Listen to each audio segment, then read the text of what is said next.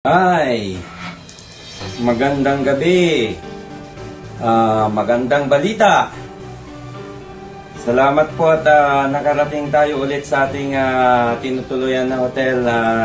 Napakabuti ng Panginoon. Nagpapasalamat ako dahil pag alis ko ng madaling araw dito, going to see the Dr. Fabunan, dahil nga po magpapalop ako ng ating dokumento na nasa FDA. So, napakaganda po dahil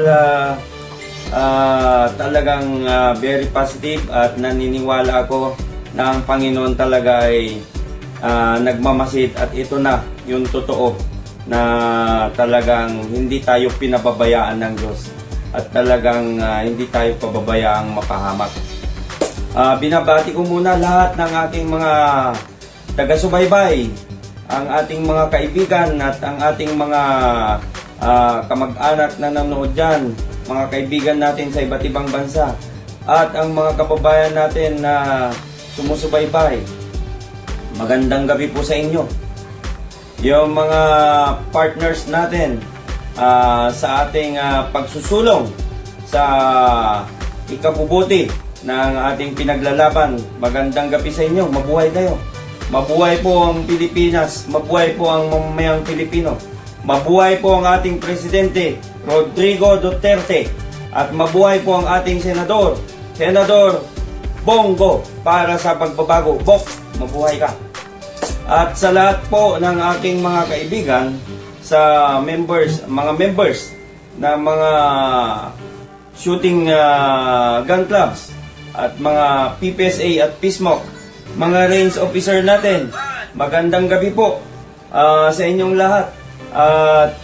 Ang mga kababayan natin nasa iba't ibang bansa ngayon na nataka-experience din ng quarantine, pagpatuloy natin, be patient. Lahat po tayo dito sa Pilipinas, be patient. At darating po ang ating talagang inaasam-asam.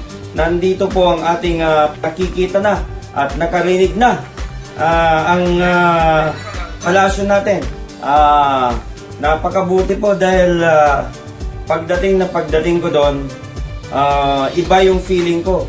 Talagang blessed na blessed tayo after ng Holy Week. Talagang dininig ng Panginoon nating panalangin. Bakit?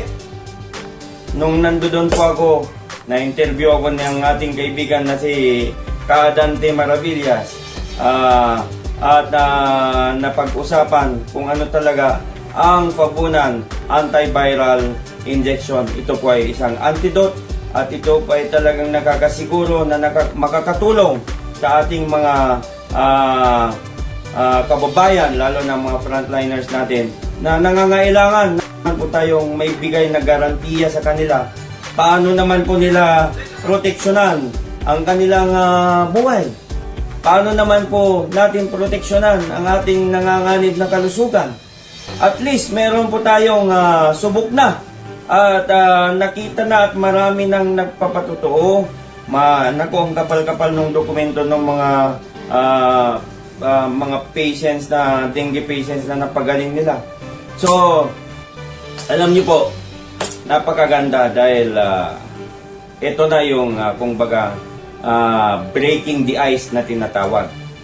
Ito na yung pagkakataon na panahon ng ating Pangulong Rodrigo Duterte na masuportahan ang mga inventor natin. Atin to. Kaya iba talaga ngayon yung divine intervention. Iba talaga ngayon sa panahon ng ating Pangulo dahil napakalaking aking paniniwala at pagtitiwala sa ating mahal na Pangulong Rodrigo Duterte. Maraming salamat po. At ang ating mahal na Senador Bongo para sa pagbabago. Bok, maraming salamat. Alam nyo, ang kwento ganito. Umalis na ako, papunta na ako ng Region 3, magpapareceive ako ng request for lifting. Mamaya-maya, biglang nag-ring ang aking telepono at nagulat ako ang opisina ng ating mahal na senador. At may narinig ako. Ito ang napakagandang marinig nyo mga kababayan. May instruction ng Presidente na kausapin ni Director General Domingo, FDA, si Dr. Pabunan, magkaroon tayo ng conference call. Nako, hindi ko malaman, yung puso ko lumulokso. Sabi ko, sige po, babalik po ako doon. Bumalik ako at kinasagad ang conference call at doon na enlighten ang bawat isa na talagang susolusyonan kung ano man yung mga pagkukulang namin. Hindi namin pwedeng pangunahan ng FDA, pero gagawin din nila lang lahat ng kanilang makakaya at gagawin din naman namin ang lahat ng aming makakaya. Ibig sabihin po, napakalaking pag-asa. Napakalaking pag-asa. Kasi sa ngayon, wala naman po talagang available pa. At wala pang tested. Ito po ay available at matagal na. Subok na. Atin ito. At talagang maaasahan. Pinoy. Gawang Pinoy. Kaya, sabi ng Presidente, iba na ngayon. Not under my watch. Sabi po ng mahal na Pangulo, not under my watch.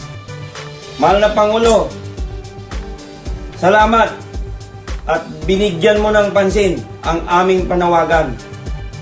Kami po ay talagang nakahanda.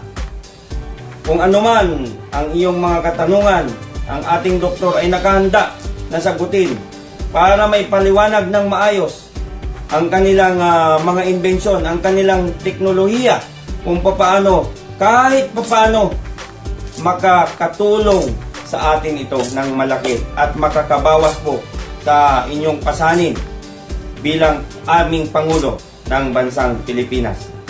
At mahal na Senator Bongo, talagang maaasahan ka. Salamat. Yan lang po, ayaw kong pangunahan, ayaw natin pangunahan ng FDA. Nagkaroon po ng pag-uusap, tanungan, ang legal ng FDA. Si Dr. Pabunan, si Doktora, ang ating abogado na si Attorney Law ng Office of Senator Bongo, at meron pa pong isang abogado na hindi ko po pwedeng i-disclose sa inyo. So, yan po. Salamat at big chance ito at mabuhay ka, Pangulong Rodrigo Duterte. Mabuhay ang bansang Pilipinas. Good night. Salamat po.